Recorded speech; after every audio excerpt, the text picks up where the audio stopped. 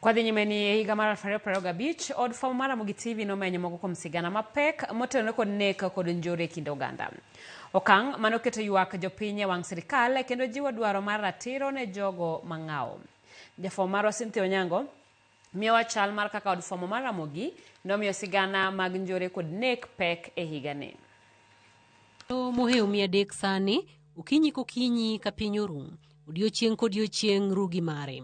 Kamano be kaka mesa makende mar fwambo marango lipode mag njore kod nek od fwambo mar Ramogi TV osebedo ka odich kendo kinde duto rango sigana manyiso ywak jopiny, njore, nek, ng'anyo kod weche arita. E higani mar 2025, mesa ni noyudo thuolo mar keto e ler sigana 3 madito motudore kod nek. Motelo ne en nek makoch mar jaod bura machon ma Kasipul Charles Ong'ondo Were, nek rawera mabende ne en japuonj kendo jandiko e mbui Albert Ojwang' kod nek okil Chalo Mbobu. Tich adek tarik 30 dwe mar Ang'wen higa mar 2025, lipot makende nochopo ne od fwambo mar Ramogi TV.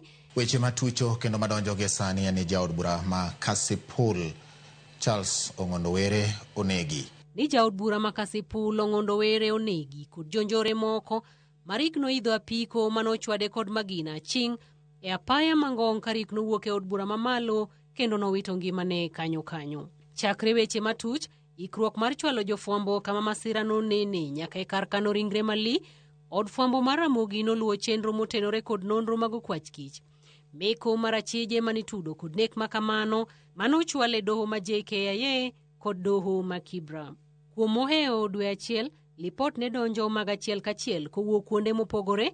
Lipode mag obila Ramogi TV noluwo kendo ywak mar anyuola kod osiepe noketie yamo mar neno ni kwayo mar jopiny ochopo kare. We not only want to know the people who did it, we also want to know the people who sponsored it, the people behind the scenes. Kendo ywak mar ratiro nowinji. Nyaka gie sani, bura mar nek makoch mar Ong'ondo Were pod iwinjo e doho ka anyuola bende pod rito yudo ratiro. Bang'e Jumapil tarik 8 dwe mar auchiel higani, lipot nochopo ne ute fwambo ni jandiko e mbui Albert Ojwang' obila nomako kowuok e dalagi mayudore Kakoth kendo chwale e boma ma Nairobi, kama bang'e nowito ngimane e kinde manogeng'ne e tesend obila ma Central. E tielo mokwongo, wuon Albert Ojwang' Meshak Ojwang' nogoyo dhoge piny kaka wuoro kendo twak gi jofwambo. Kaka nasetiyo kuom higni 20 e Kware mondo mi ater nyathi chakre sekondari madhi e university matiek higni 4 kosombe parallel. Atiyo ma hinyora marumo. To en nyathi achiel.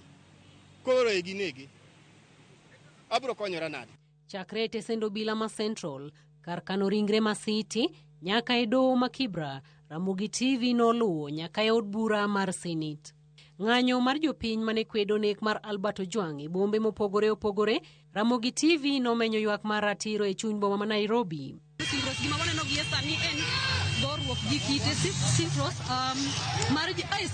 Ramogi TV nopenjo e wi jatelo manochiwo ng'ur kendo kelo meko mar Albert Ojwang' manogik e nek mare. Let me put it this way. The reasons as to why the late Ojwang' was arrested, together with a few others, is because there was a complaint that had been launched by the DIG KPS.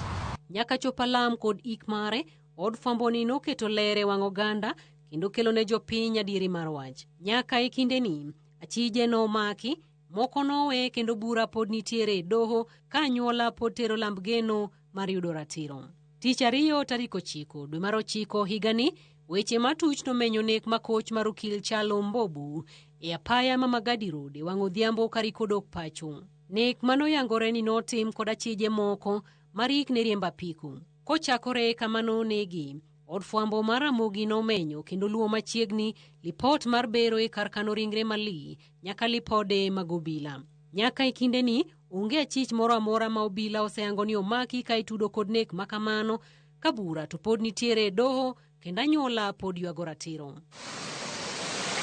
Nyaka e dier otieno ka mudho lil, mesa mar od fwambo mar Ramogi TV maluwo lipode mag njore, nek kod arita nomenyo kethruok mar arita e chuny boma ma Nairobi. e konde ma jopiny nochiwe ywak. Kujaribu kuvishana nikakatwa hapa. Credit ya 10, yeah? Simu yangu ya 6,000 ilienda hivyo. Tipo nomenyo kendo od fwamboni nochwalo ywak mar jopiny e mesa jotelo manitiere e migao mar arita. En saa 6:30 mar otieno. Achung' e apaya ma Jogoro. Kuom seche machuok. And if there is any weakness in terms of operational command, we will redeploy. Jopiny noyudo duoko kendo chenro mag arita nong'aw. Kuom higa achiel sani, od fwamboni mar Ramogi TV e mesa marango weche mag arita osebedo e opara manyime mar chwalo ywak jopiny, keto e ler adiera mar wach kendo jiwo ywak mar ratiro e kind oganda. Nyaka higa manyien, od fwamboni mar Ramogi TV medo keto wang'e oko e chenro mag arita kwe kod kanyakla mar oganda. Cynthia Onyango kowuok e mesa mar lipode mag arita e Ramogi TV. Manaka Cynthia Osingo, Medikete TV mar Ramogi TV kama